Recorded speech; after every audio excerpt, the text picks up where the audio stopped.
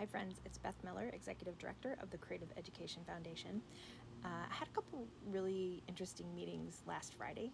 In the morning, I met with a chef, Mark Graham, who runs New Food Studio. Check him out on Insta, amazing food. Looking to do some events with him and got started talking about his work with the Chef's Manifesto. Also, check them out. So the Chef Manifesto is a project, global project, food scientists, chefs, all working on getting people fed around the world. And, in the current geopolitical climate, that's become more challenging because of various cuts to aid, long-ranging impacts, not only to people who need to be fed, but also to the people that produce the food and all of the business that is around food. And they're coming together to create unique solutions together for those problems. And it's really exciting, and it's great to see. At the end of the day on Friday, I had a meeting with an astronaut. So he's starting a nonprofit, an aeroscientist nonprofit. He's got a bunch of other astronauts and scientists in this group, and they're actually calling me for a referral with a vendor that we're working with on fundraising. And I was very happy to give them a referral, but I said, hey, your work sounds pretty creative and cool. You might want to know about what we're doing.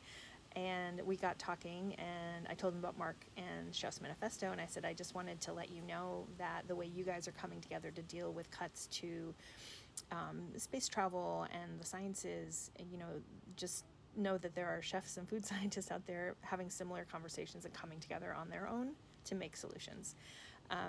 And he thanked me for that. He said it was really, really heartening. And I think we don't really know, we can't possibly know all of the good work that's happening. And you may hear when people talk about creativity, people always say, think outside of the box. And, that cliche isn't quite correct, because we don't have limitless possibilities. It would be awesome to be able to be creative if you're fully resourced and supported and, don't have rules. But who has that? Nobody has that. There's always restrictions. And so more often than not, we're creative inside the box. So, plane going overhead. Boston, busy.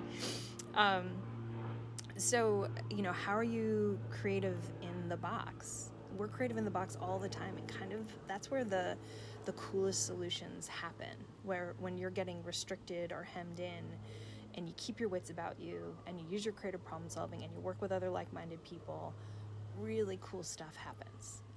So think about how, I think we always think about how we're inside the box. We're all inside a box, but you could still be creative inside the box. So know that there are really amazing people out there who are super smart and expert in what they're doing, but they're still questioning and learning, and they're coming together in collaborations and coalitions to address the biggest issues facing everyone right now.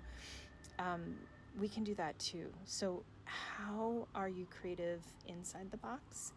And keep in that possibility thinking, especially when it's hard. What might be possible?